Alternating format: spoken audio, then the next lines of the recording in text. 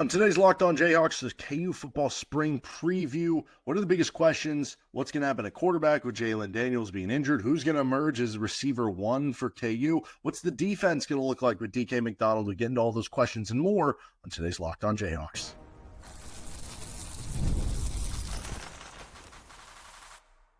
You are Locked On Jayhawks, your daily podcast on the Kansas Jayhawks.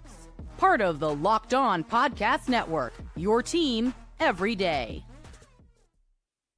What's going on? Derek Johnson here. This is Locked On Jayhawks. Thanks for making it your first listen every day. Thank you to the everydayers catching each and every show. You can find us on our YouTube page where you can like and subscribe to the show. You can find us anywhere, free and available, that you get your podcasts. And on today's edition of Locked On Jayhawks, we got a little KU football spring ball primer, spring ball preview for you, because that gets going any day now, and we're going to get into the biggest competition areas and questions for KU football, and a little bit I have some thoughts on what the defense could look like from DK McDonald's, because we heard some interesting quotes last week from some press conferences like Lance Leipold and some of the other coaches, and I find it very interesting for a couple of reasons that we'll get to in today's episode of the show. Let's start right here. What are the biggest competition areas and, some of the biggest things to keep an eye on during spring ball for KU football? Let's start with QB, because quarterbacks, that's the position everybody loves to talk about, right? And it's not as much of a conversation of who is QB1 for KU. That is Jalon Daniels. He's coming back for another year. He's coming off a strong final 7 games of the season this year for KU, and obviously had a really good 2 years prior to that in the games that he was available for. But he is obviously, limited right now. And to what extent he is going to be able to play, we don't entirely know, because, we just don't entirely know what the injury is and how limiting it is for him. Obviously, it's, problematic anytime you have to get surgery, regardless of if it's, invasive, non-invasive, if it's, minor, it's still surgery, right? And so what does that mean for Jalon? Is he just going to be able to, not do anything? Is he going to be able to throw to receivers? What does that mean? Because it certainly has an impact on building the chemistry. We saw that make him look a little bit rusty last year by missing a lot of spring ball. So what is that going to mean? And so then you also get to the standpoint of, okay, it was good that we got to see a season of Jalon Daniels being fully healthy for Kansas last season, but the previous years he had been the starter, he had gone down with an injury at different points in time. And the reason I bring that up isn't to, I hope it doesn't happen. I hope Jalon plays every single game and every single snap for KU football this upcoming season, just like last season, but you do have to at least be aware of it in the back of your mind in terms of getting the backup prepared. And that is the one maybe positive spin you could have on all this with the Jalon injury, is now there are more reps, there are first team reps, there are, it just funnels down, right? I mean, because you're always going to give your most reps to the first team, and then your second most reps to the second team, and then, it might funnel down to the third team, and maybe the fourth strings get like some snaps or some reps here or there. I don't exactly know how KU does their practices, but point being, now if you're sliding everybody up on the depth chart, whether that guy is Cole Ballard, Isaiah Marshall, David McComb coming in early, that's going to be extra reps for those guys to get ready. And it's extra reps for Marshall and McComb specifically, and I guess Ballard if we want to toss him in there, because one of those guys is going to be your starting quarterback in 2026 when Jalon is gone. So maybe this spring ball kind of jumpstarts them into being in that position of need. But I think it'll also give more reps and opportunities to figure out who has the inside edge on that QB2 position, and therefore the QB1 of 2026. And that could be the one positive out of all this. Another interesting competition, I think, in the spring is going to be at the running back position. I view it as almost like 2 sets of competitions. It's the first set of like Daniel Hishaw versus Leshon Williams, the transfer from Iowa. Who is going to win out on that battle? Now, realistically, both of them are going to play a lot. We know Kansas likes to rotate backs and use 2 guys. Obviously, they got away from that a little bit at times last year when Devin Neal was rolling, because it was Devin Neal. But you go back 2 years ago when Devin Neal was kind of starting to break out, I guess you would say. I mean, he was good ever since he was a freshman, but that was more of a 2 running back with him and Hishaw in 2022. And I think that's what they're going to do more of this year. And then that other competition in the running back room is, I think, between the 2 youngsters that you've recruited in back-to-back classes. Johnny Thompson is now a redshirt sophomore, and Harry Stewart as what will be a redshirt freshman come the fall in 2025. Who wins out on that battle? Because then you're looking at, okay, Hishaw and Williams are all seniors, so whoever wins that battle is looked at as being the next running back, and on top of it could get some carries as soon as this year. I think staying on the offense side of the ball, who is going to emerge at receiver, both in terms of being the top three guys and then who's going to be receiver one is going to be very important. And maybe part of that is something you won't be able to answer because Jalon Daniels could be limited and you won't find who has that best chemistry with him. But right now you look at it, Emmanuel Henderson, the senior transfer from Alabama, Bryson Canty, who is the redshirt senior transfer from Columbia.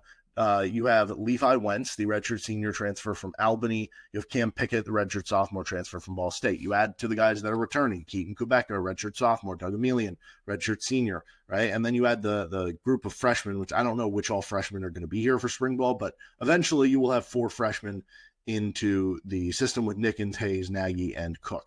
And specifically when I look at the transfers and the 2 returning guys, Emelian and Kubeka, seemed like Kubeka was picking things up his first year. Things plateaued, I think, a little bit last year, but I think that was because of an injury.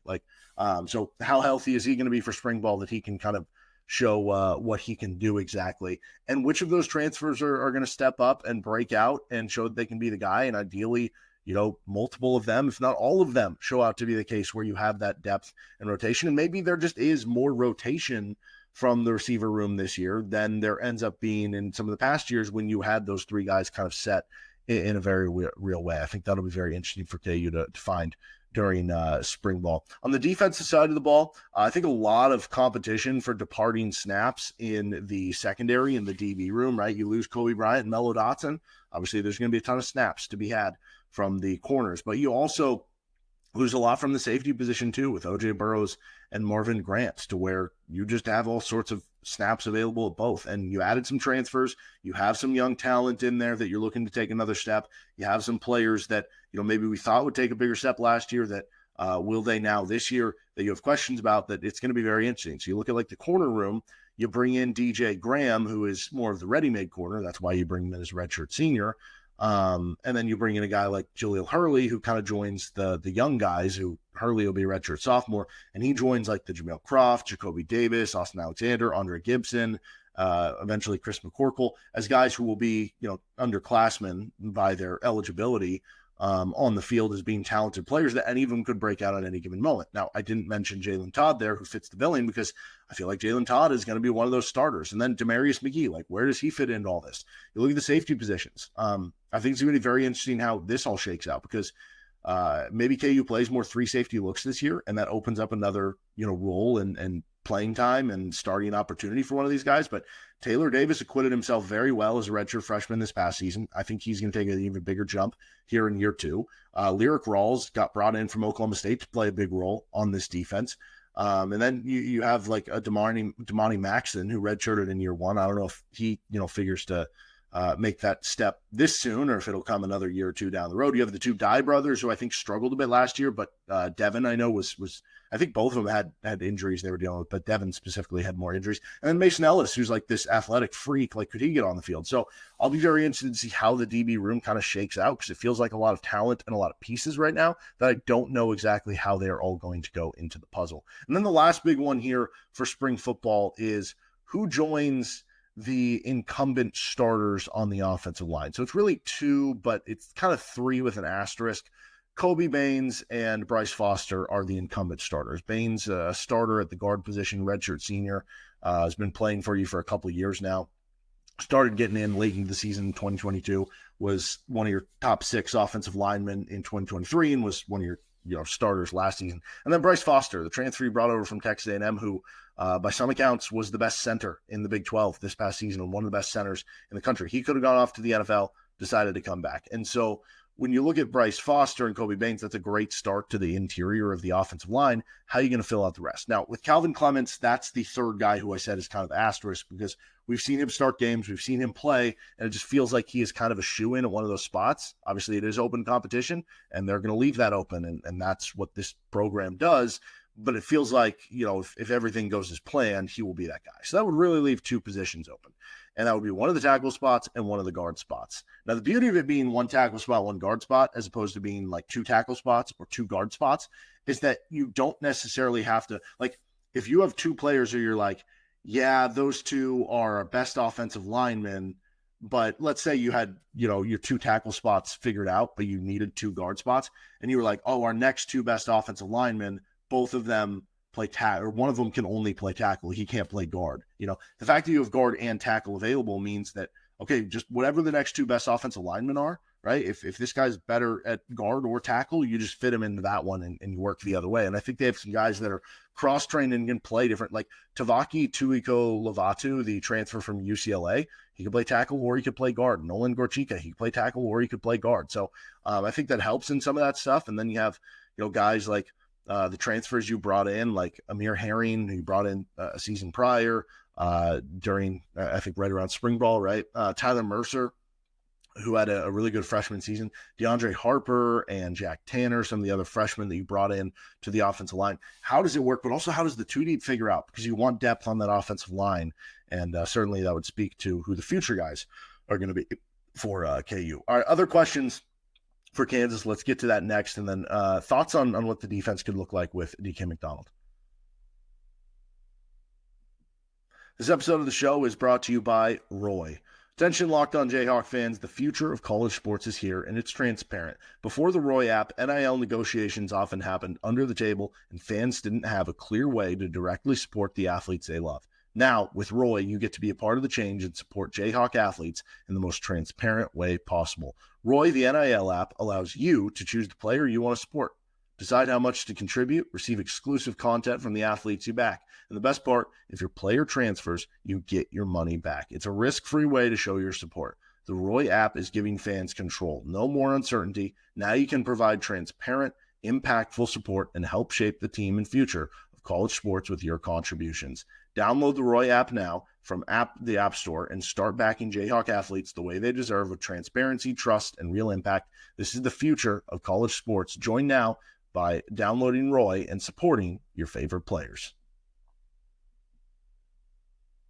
Continuing on with this episode of Locked On Jayhawks, other questions for KU, I think coming into spring ball.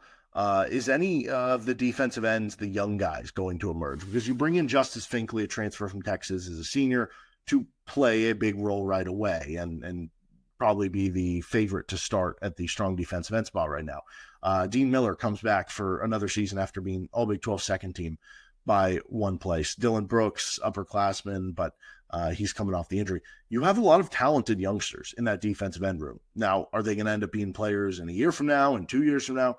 That kind of remains to be seen, and not everyone is probably going to hit, but with the two freshmen you have coming in, Adrian Hawley and Garrett Martin, with the two redshirt freshmen now, Dak Brinkley, former four-star, and Caleb Redd, redshirt freshman who transferred in from Kentucky, and Bai Jobe, who's a former, near five-star recruit, high-end four-star recruit, as a redshirt sophomore, former transfer from Michigan State.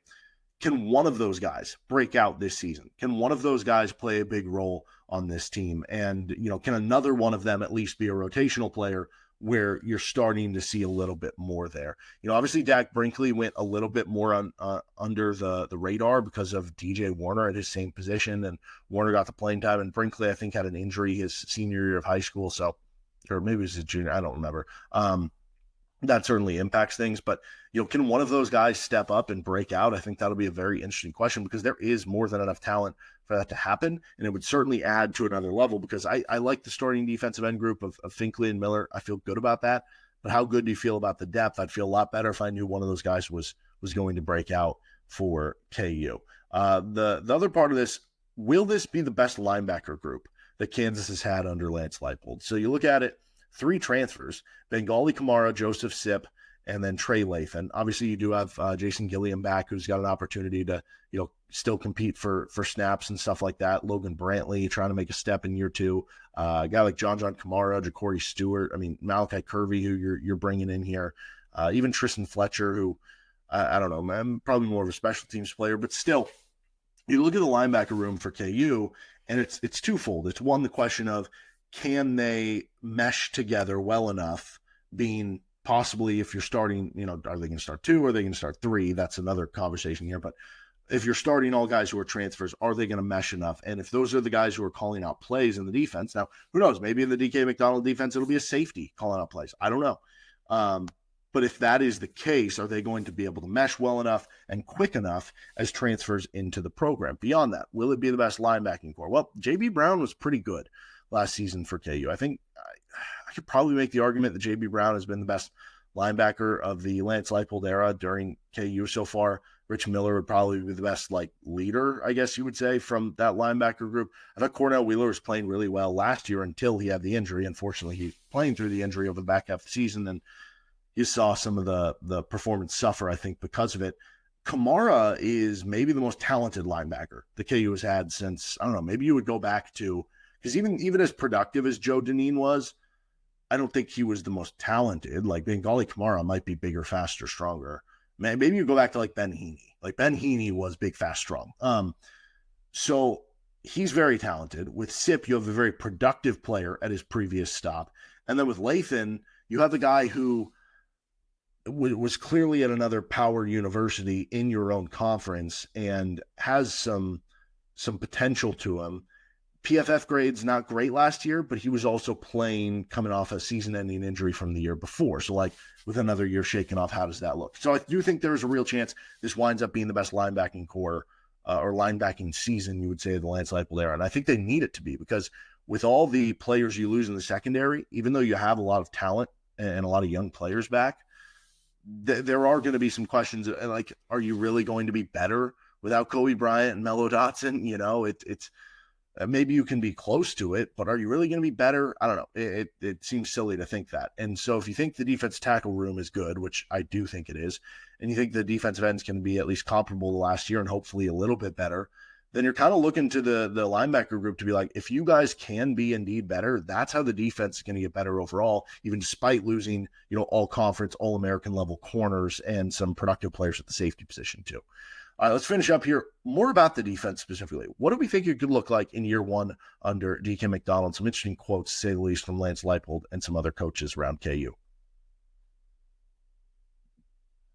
This episode of the show is brought to you by Fabric. Life moves fast, especially when you have a family. One day you're watching your kids take the first steps, and before you know it, they're off to college. That's why securing their future is so important. Fabric by Gerber Life makes it simple to get term life insurance that fits your family's needs. With Fabric, you can apply for term life insurance online right from your couch. You can be covered in under 10 minutes, and in many cases, no health exam is required.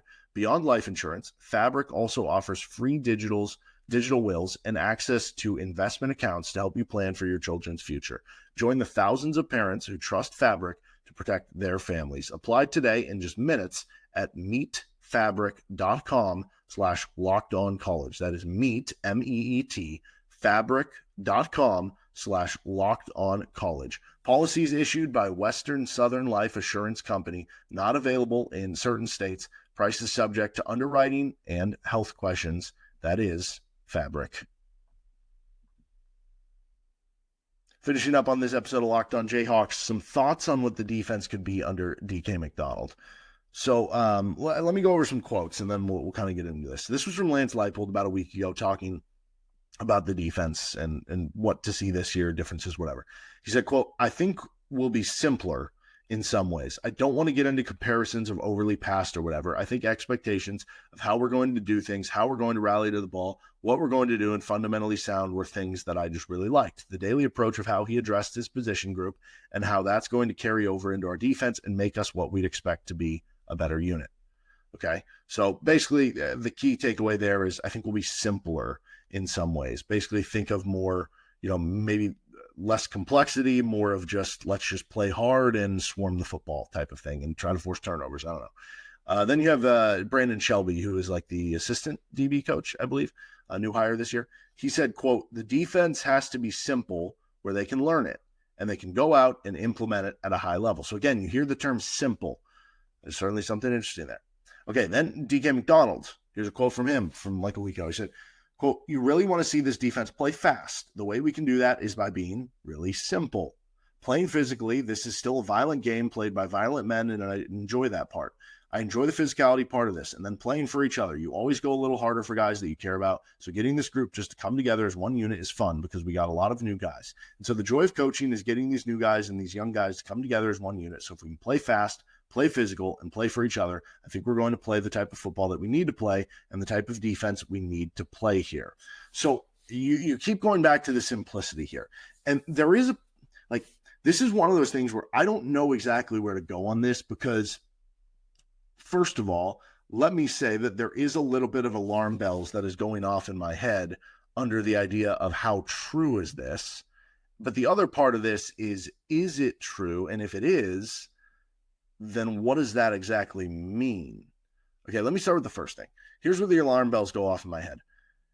A couple of years ago, 2022, if you remember, Kansas kept it a huge secret that they were going to be running option concepts, right?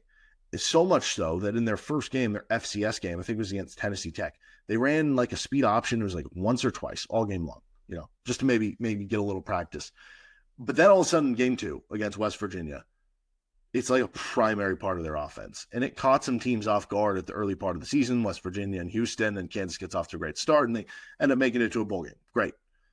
But that was not talked about all offseason. They tried to keep it under wraps, and they did a good job of it, right? And I don't blame Lance Leipold and his staff for doing it. That's your prerogative, and clearly that works, right? Clearly that surprised other teams. There is a part of me that is sitting here going, okay, this is all a ruse. They're saying how simple it's going to be, how basic it's going to be, how it's not going to be all this complicated scheme and yada, yada, yada. And then they're going to go out there, and in the first game against Fresno State, they're going to, or it's an FCS school, whatever. Against an FCS school, they're not going to show anything, and it is going to be simple. Then against Fresno, they'll mix it in here and there unless it's a close game and they have to get crazy. And then in the Missouri game, they're going to be like, hey, we're dialing up blitzes. We're having this exotic coverages. We're doing all this crazy stuff. That would not surprise me based on how this has happened in the past. So I'll be interested to see how that goes. But the other side of me is maybe it is true, because there's a really good movie. It's on Netflix. I don't know if it still is. It's been a handful of years since it came out and stuff. But it's like a documentary. It's called Gyro Dreams of Sushi. Highly recommend checking that out. Very good documentary. But it's about this guy in Japan who basically has or had at the time, again, I don't know since then, but the best sushi place in the world. But it's not like this insanely extravagant, oh, we're making these lobster rolls and we're frying oysters and putting it on this, and then we've got these fish eggs or whatever. No. They do a very simple way about going, and basically they just master every element that they do of a simple level. And it's the best sushi place in the world. And so there is a part of me that's okay, maybe if you are a little simpler and, you think about Kansas having some struggles against teams who have run up tempo, right? Maybe if you're just a simple defense that just plays to your kind of fundamentals and to your rules of a defense. And this is something DK McDonald would know better. He was at Iowa State. Is that what Iowa State does? I mean, they've had a really good defense here recently, to where you just have guys who are going to play hard. They're going to play fast. They're going to play physical. They're going to know exactly what they need to do in their given rule. I don't know. Maybe that is the right way to approach it. I honestly don't know. Of course, there's a part of me that's I feel like sometimes they were too basic in their past defenses with Brian Borland. And so sometimes I'm I don't know if that's the answer. But then again, I don't know. This is one of those things where I would love to talk to a former KU player or something. So I don't know. Hit me up at D Johnson Radio. I'd love to know if that is the case. But I think you can go either way, right? Because if you do have players who are fully committed to it, and the additive here being that you are adding all these players that are transfers that could be starting, right? Justice Finkley from Texas. You look at that linebacker core we just talked about that could be all transfers. DJ Graham in the secondary, Lyric Rawls. There's going to be a lot of transfers on the field for KU. And so maybe there is some truth to that a little bit too, where it's hey, we have a bunch of transfers in, and nowadays with the transfer portal, you're always going to have transfers into the program. Maybe it does make more sense to simplify things. And if in years past, what if for all we know, a lot of KU's struggles in guarding things have been just miscommunications with guys because they've tried to make it more complicated and it just hasn't worked. And I don't know that that's the answer to that. But again, I can understand what they're maybe going for if that is the case. But again, like I said, in the back of my head, there is a little bit of, I'll believe it when I see it. All right, that'll do it for this episode of Locked On Jayhawks. You can find our show anywhere you get your podcast, including on our YouTube page. We'll see you next time with a Kansas Texas Tech preview on LOJ.